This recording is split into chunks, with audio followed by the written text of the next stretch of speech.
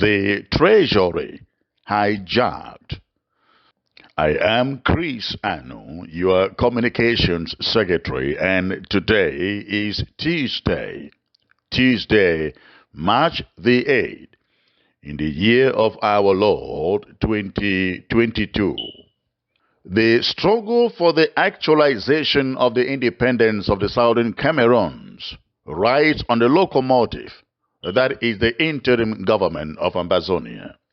Unfortunately, that leadership has been so sick for quite a long time now.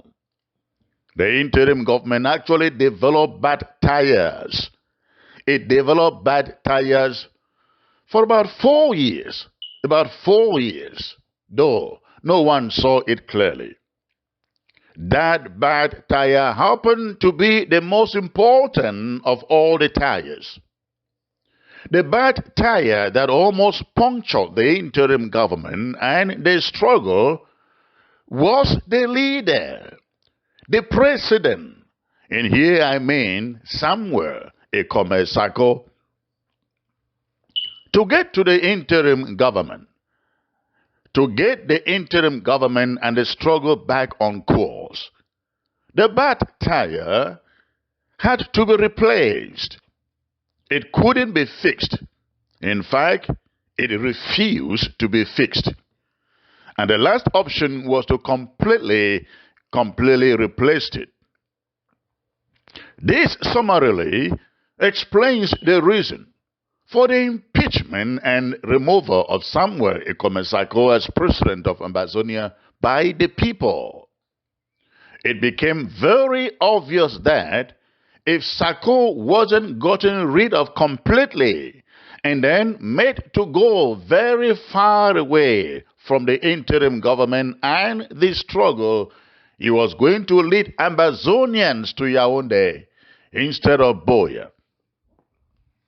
At the center of his treasonous and treacherous felonies was outright disregard for our institutions and the Constitution. What we didn't know then was the level of fraud and corruption that Samuel Sako, ladies and gentlemen, was perpetrating in the National Treasury of Ambazonia. What we didn't know were scams he carried out. Some of them using proxies to withdraw funds from the National Treasury in the guise of classified special missions. We didn't know he allowed some of his cabinet members to run special accounts into which Ambazonians' funds were diverted. Whatever the funds were used for, the National Treasury had no idea. We have heard of clandestine bank accounts opened in Nigeria and other parts of Africa, and thousands in US dollars, some in the tune of $40,000 siphoned into these bank accounts. We have also learned of clandestine bank accounts created in faraway Brazil. Maybe, just maybe, Pastor Commando should actually help us throw more light on the bank accounts in Brazil. We are told he connived with Sako to set up these bank accounts, according to information coming from the Restoration Council.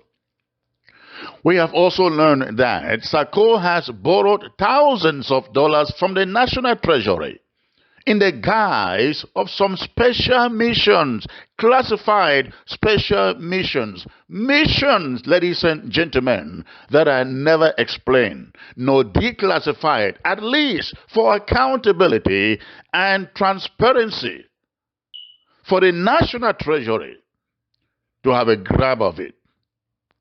Dr. Elad of the Foreign Affairs Department is on record as saying that Dr. Sako borrowed a hefty sum from the Foreign Department draft money in the Treasury. After the Treasury insisted they were not going to give him the money, Sako went and brought in Dr. Elad, fooled him. The money was going to be used for some diplomatic mission without name in South Africa, even without due consultation with his own foreign secretary. Elad, ladies and gentlemen, was his own foreign secretary. And Sako sits down, plan a diplomatic mission in South Africa, and doesn't consult his foreign secretary. He only consults him when he needs the money. That's your president. Dr. Elad trusted Sako like so many of us did then, I guess, and co-signed for the so-called loan. As I report to you, Sako hasn't returned the funds, nor do we know what happened to the diplomatic mission in South Africa. No idea. It has been established that Sako's appointees like Irene Ngwa use their private account to solicit funds, lots of which never reach or touch the National Treasury. She would give out her direct cash app and Zelle accounts for people to make payments during drafts and other fundraisers like the Lava Storm, the President's Corner, the Federal Marshal, you can name the rest. Most of the funds never got to the National Treasury. And she has never given account, ladies and gentlemen, of how the funds going into her private accounts were used. The fact is that Sako was aware of this practice. At least, I'm aware that once, the National Treasury invited him into a meeting to formally lodge the complaint that Irene Ngwa was keeping Ambazonia's money in her private accounts. The National Treasury was expecting Sako to call Irene Ngwa to order and to have her release the funds in her private account into the National Treasury. Sako did nothing.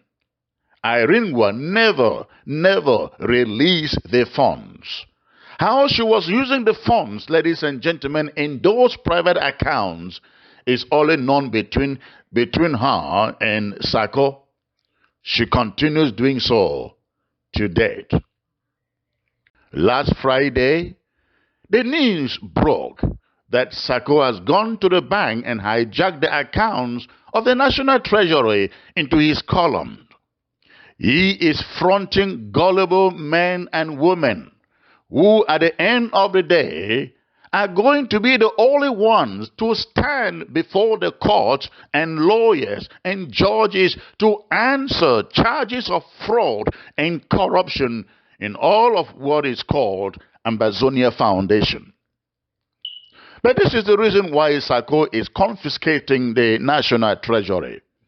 It isn't just because he won the over $150,000 balance that is still left in it. It is primarily because his fraudulent and corrupt tracks must be covered. They must be covered. He wants to cover them. He is trying to make sure at all costs that he is not audited or that he avoids the audit. And I think he may have succeeded, at least temporarily. Yesterday, Sunday, the national auditor, Sako's own appointee, got sent a letter of termination, or call it dismissal, from Sako, essentially sabotaging any efforts for an audit to be performed on his monetary transactions in the National Treasury. That is Sako. That is where we are. For those who keep on saying Sako is God sent, that is Sako for you. Many people called me over the weekend to express their indignation and disgust with this man and anger directed at the Restoration Council and managers of the National Treasury. They felt very frustrated that Sako, the bad tire that should have been replaced long ago, continues to pose a danger to our journey to Boya.